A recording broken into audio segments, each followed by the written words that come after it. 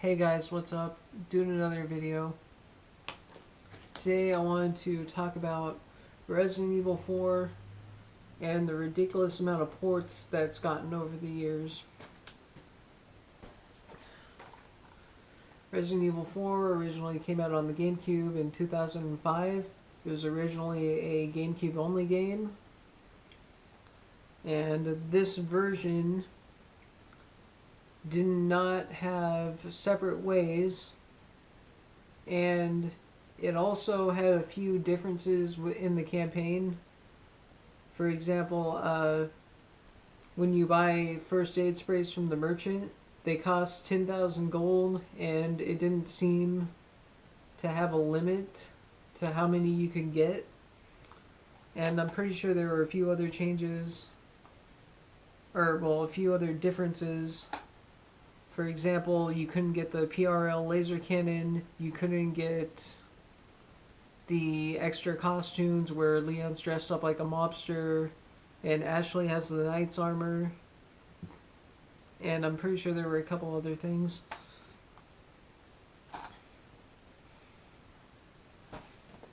Then, not long after, we ended up getting the PS2 port.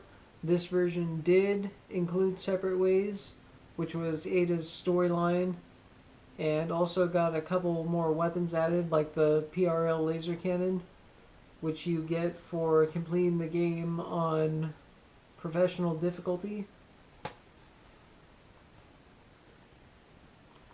And like I stated before, with the first aid sprays, on the GameCube version, you can pretty much get as many as you want. In this one, the first aid sprays cost 5,000 gold, and you can only buy 2 if you don't have any healing items that can fully heal you all the way in your inventory. And for the longest time, it pretty much stayed like that. Then we had the Wii port, which sort of was kind of like the definitive edition. Also really easy. Like, you can pull off headshots in this game like nothing. It's ridiculous. Mainly because of the motion controls. And then pretty much everything was the same as the PS2 version, with the exception of motion controls. But there was something they did add. The PRL laser cannon in the PS2 version, originally it would only shoot one straight beam, and like it would kill whatever was in front of you. In this one, they made it to where it basically locks on to everything within like the vicinity of your view, and it destroys and kills everything. It's crazy.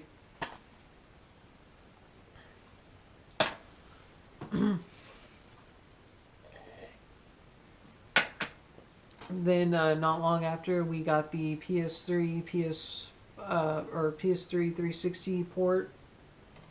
This right here I imported from Japan.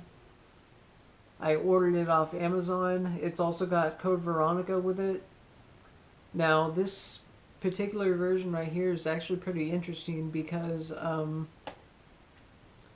on this particular version, you have an amateur difficulty, and then you have like the normal difficulty.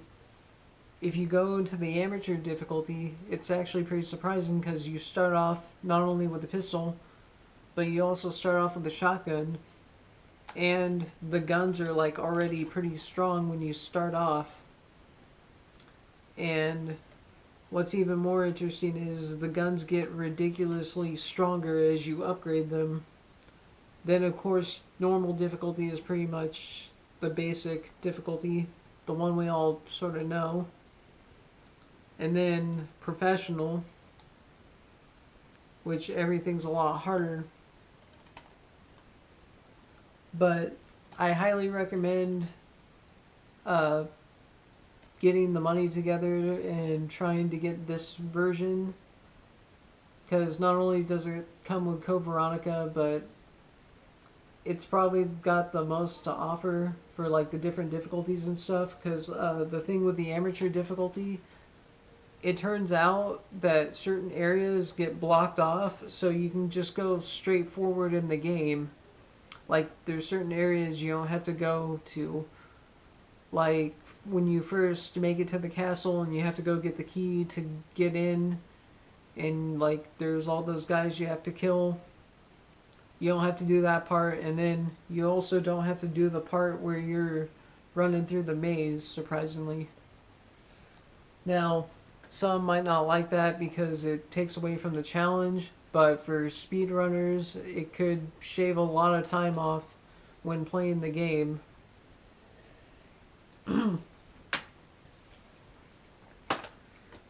then we also have the most recent ports, the Xbox One, and then they also ported it over to the PS4. And recently I just finished beating this on professional, and I have to say, I think this is probably the most broken port yet. And I say that because trying to beat it on professional was just ridiculously hard, and I kept running into all sorts of crazy glitches and stuff. For example, the enemies were shooting crossbows through walls and stuff, and I was getting hit in spots where I should have been protected, and it was just ridiculous. Especially the part where you have the helicopter flying around and he's supposed to be shooting the miniguns and blowing them up and stuff. That part, it must have took me like 40 tries or so just to get past it. And the reason I say it's broken, aside from getting shot with the crossbows in places where I should be protected, there's something missing from this particular version. All the other versions have this thing integrated into the game where the better you do, the harder the gameplay gets, and then like the worse you do, like if you're dying a lot and your accuracy is really bad and stuff like that, like the game will ease up on you and it'll kind of help you out. More enemies will be dropping ammo and healing items and stuff like that. On this version, I died so many times trying to beat it on Pro that I was getting very little to no like ammo drops or healing items or stuff like that. It was just giving me nothing, or it would give me gold. That's pretty much all I was getting.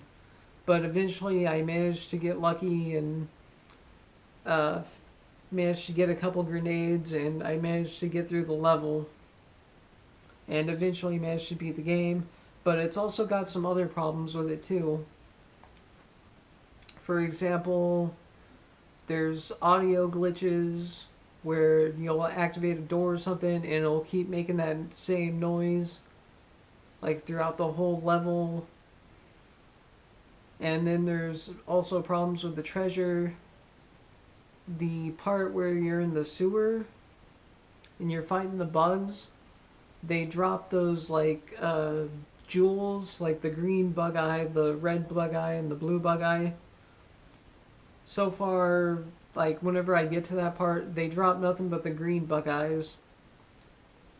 Normally, like on all the other versions, they'll drop the green bug eyes, which are the most common. They'll drop the red bug eyes, which are a bit rare, and then they'll drop like maybe one blue bug eye or whatever it is. And the blue one is usually tends to be the rarest, but sometimes you'll be lucky enough to get two. But on that version, I just get nothing but the green ones for some reason.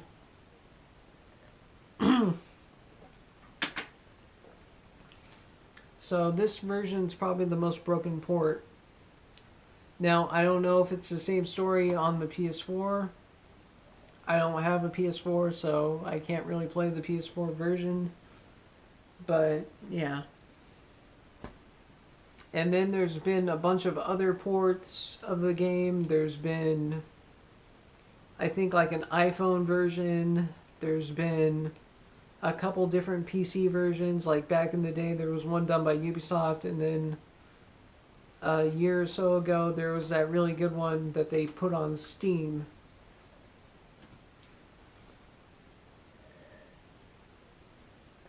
And I'm pretty sure there's been a lot more, like here and there, but I just can't think of them at the moment.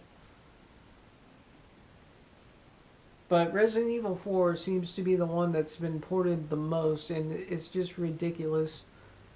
Mainly because it's probably the most overrated Resident Evil game. Now, don't get me wrong, I love Resident Evil 4, but it kind of got the most popularity for some reason. Some of the other ones that deserve a lot more didn't quite get the exposure, I guess you could say.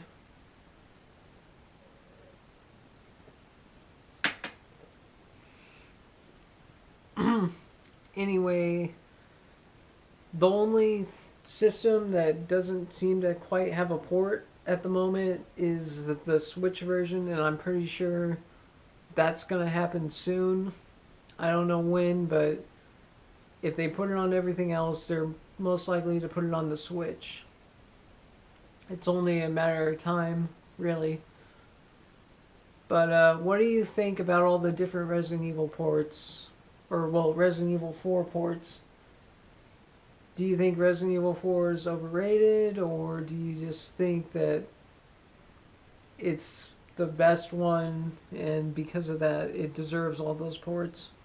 Let me know your comments and thoughts. If you enjoyed this video, give it a like, and be sure to subscribe. See you guys later. I'm out.